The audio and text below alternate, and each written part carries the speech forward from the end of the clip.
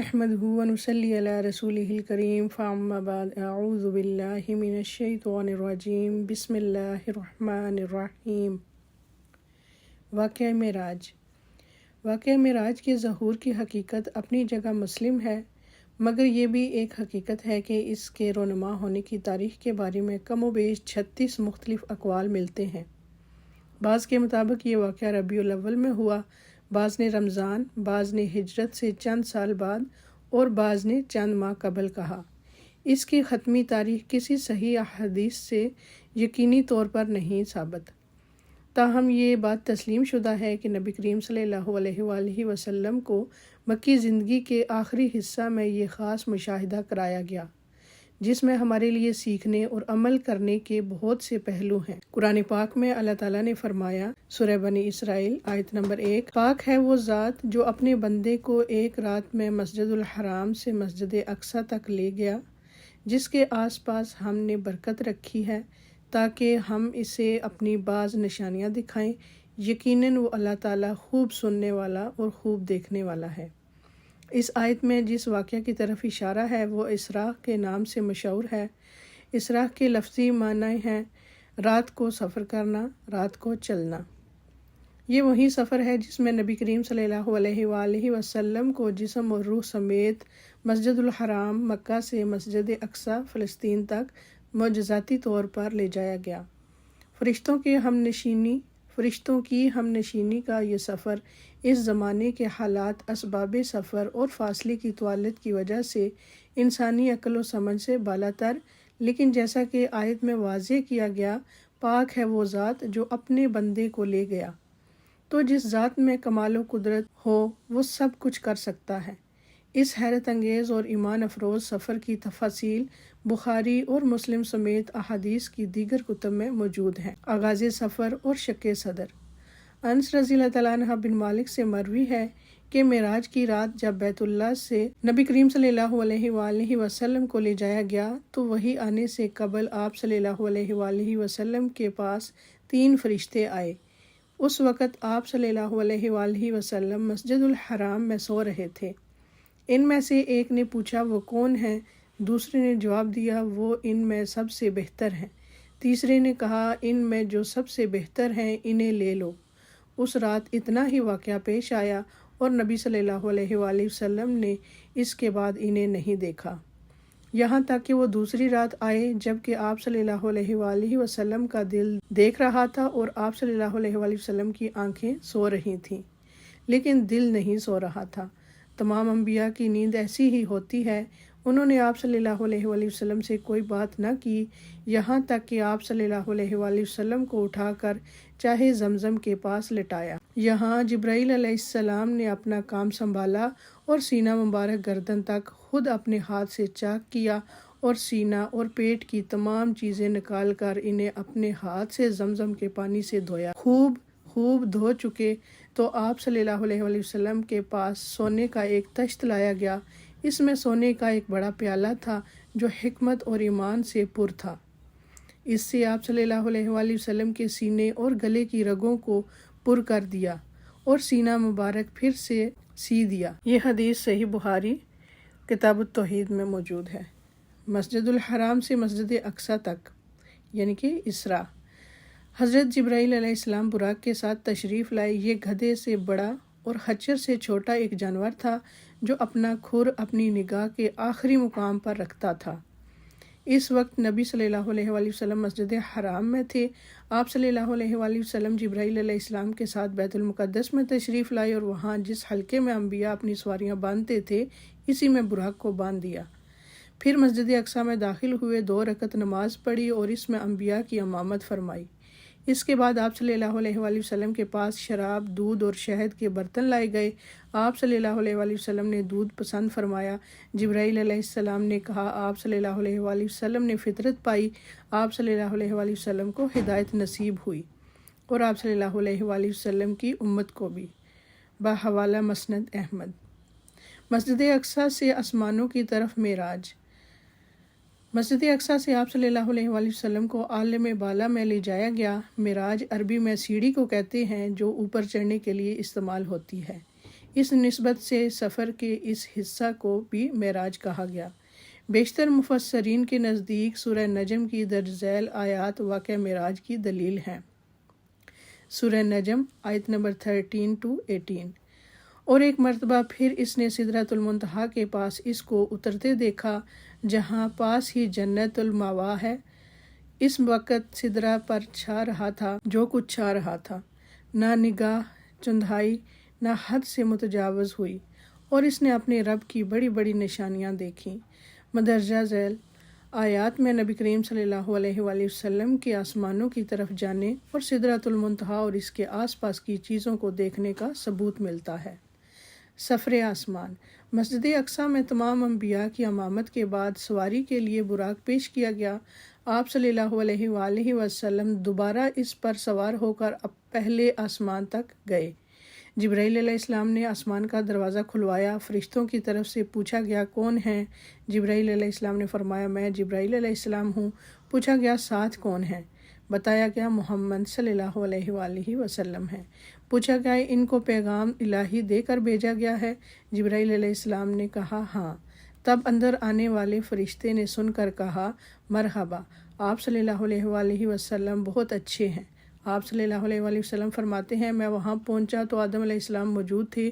جبرائیل علیہ السلام نے کہا یہ آپ کے باپ آدم علیہ السلام ہیں، انہیں سلام کیجئے۔ میں نے انہیں سلام کیا تو آپ صلی اللہ علیہ وآلہ وسلم نے میں نے انہیں سلام کیا تو آپ علیہ السلام نے جواب دیا مرحبا فرزند صالح، نبی صالح، اور آپ صلی اللہ علیہ وسلم کی نبوت کا اقرار کیا۔ صحیح بخاری کتاب التوحید۔ ایک اور روایت ہے کہ آپ صلی اللہ علیہ وآلہ وسلم نے آسمانی دنیا میں ایک بزرگ شخص کو بیٹھے دیکھا جس کے دائیں اور بائیں طرف کچھ صورتیں نظر آئیں۔ دائیں طرف دیکھتے تو وہ بزرگ ہنستے اور بائیں طرف دیکھتے تو وہ روتے۔ میں نے جبرائیل علیہ السلام سے پوچھا یہ کون ہیں؟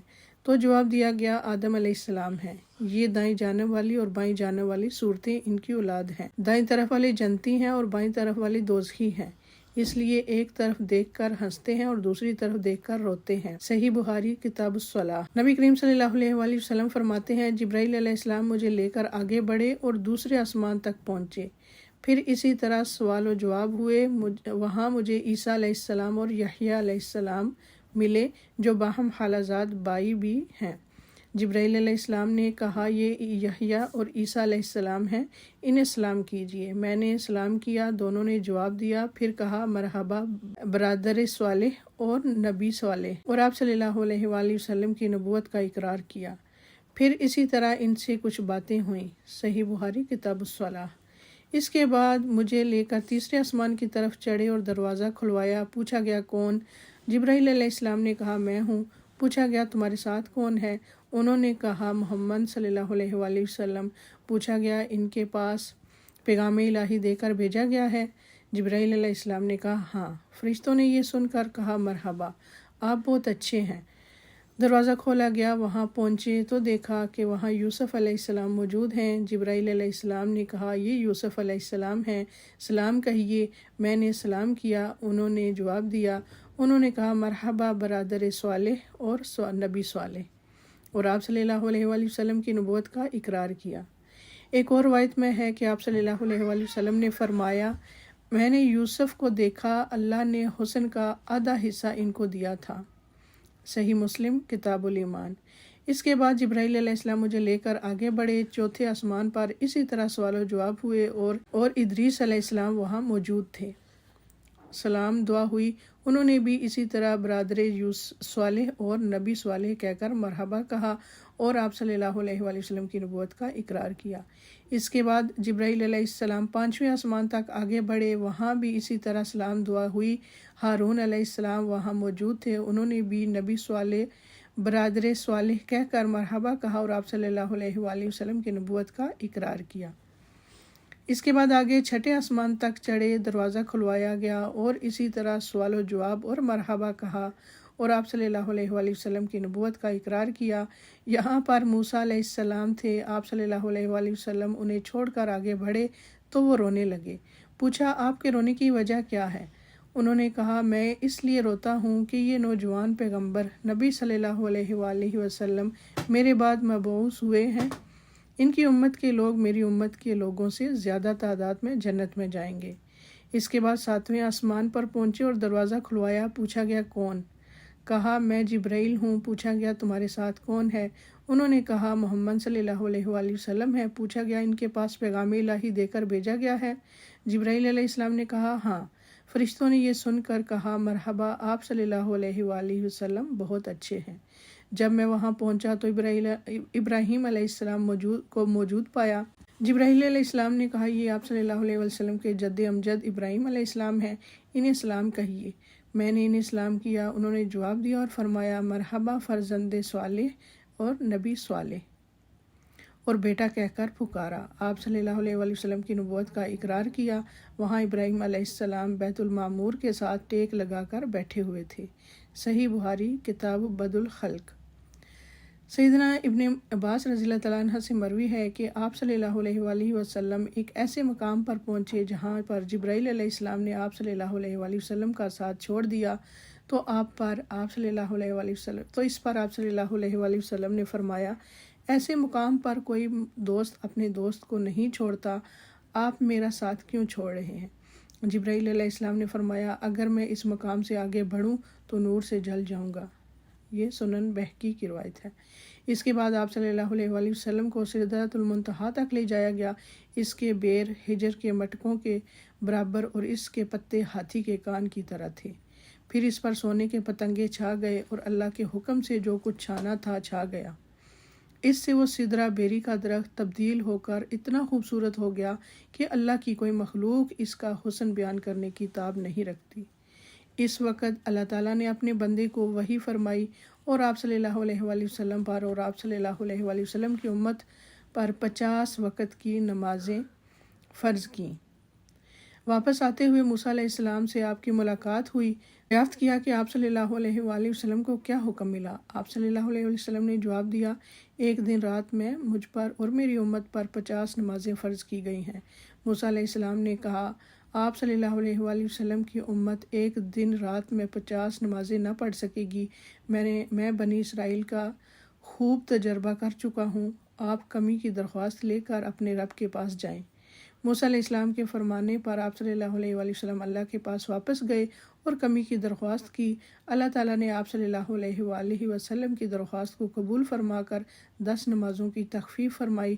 اس کے بعد آپ صلی اللہ علیہ وآلہ وسلم موسیٰ علیہ السلام کے پاس آئے تو انہوں نے پوچھا کیا ہوا؟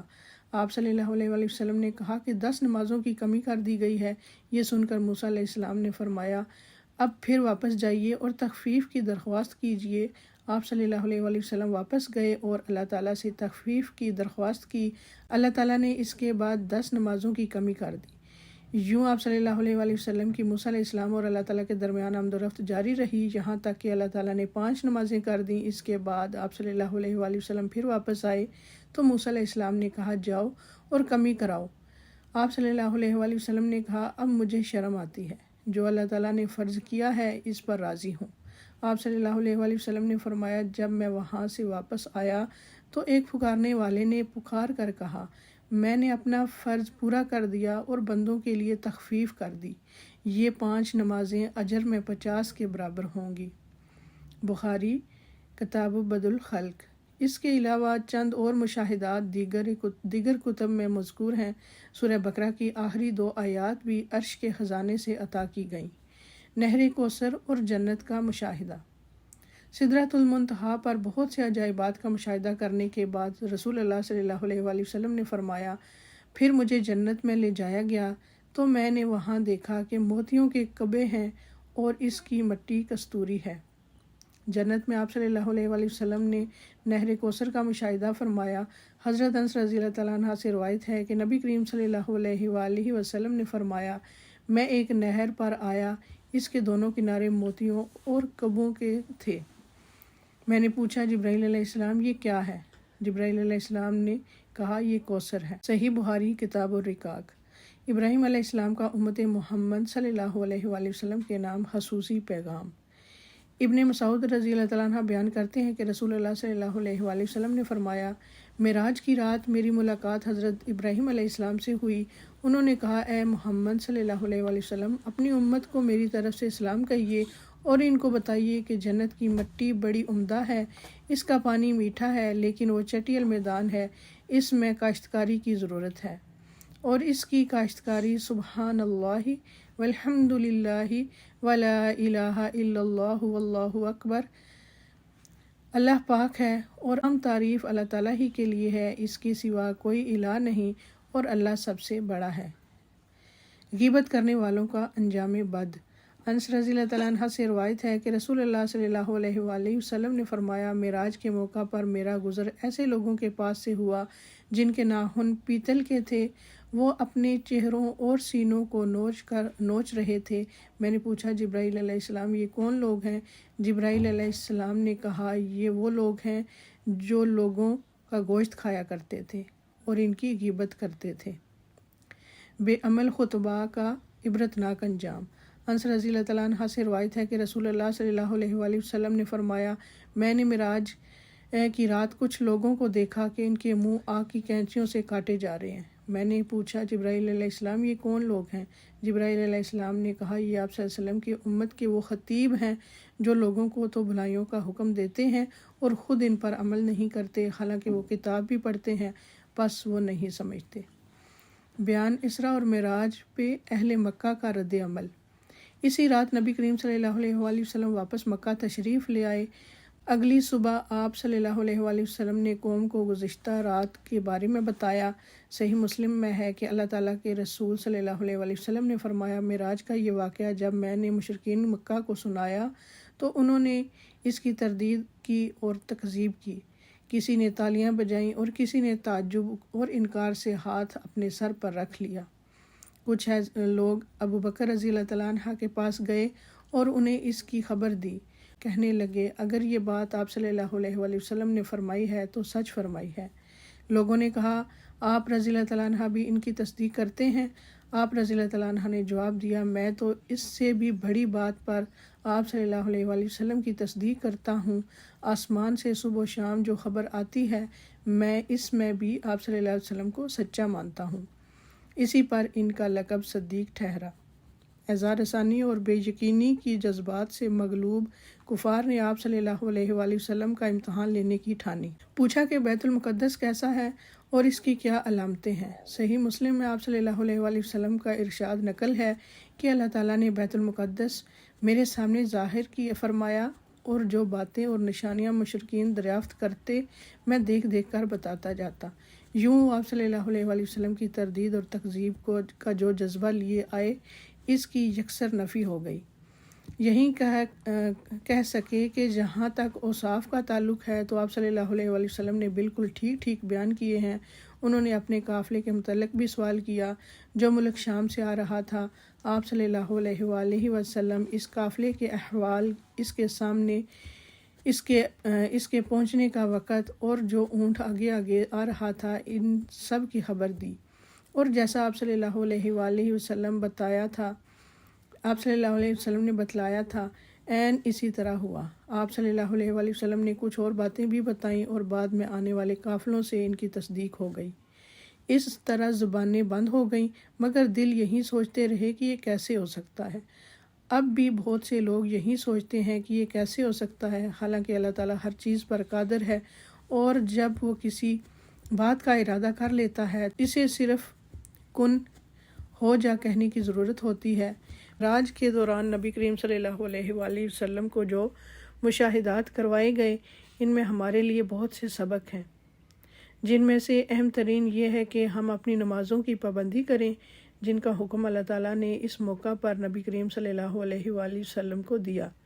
اس جنت کے لیے کوشاں ہوں جس کا مشاہدہ آپ صلی اللہ علیہ وآلہ وسلم نے بنفس نفیس فرمایا۔ ابراہیم علیہ السلام کے خصوصی پیغام کے مطابق کثرت سے ذکر الہی کریں، دوسروں کی غیبت سے پرہیز کریں اور جو بات دوسروں کو کہیں اس پر خود بھی عمل کریں۔ اللہ تعالیٰ ہمیں عمل کی توفیق عطا فرمائے۔ وآخر دعوانا ان الحمد للہ رب العالمین۔ سبحانک اللہم وبحمدک نشہد ان لا الہ الا انت استغفرک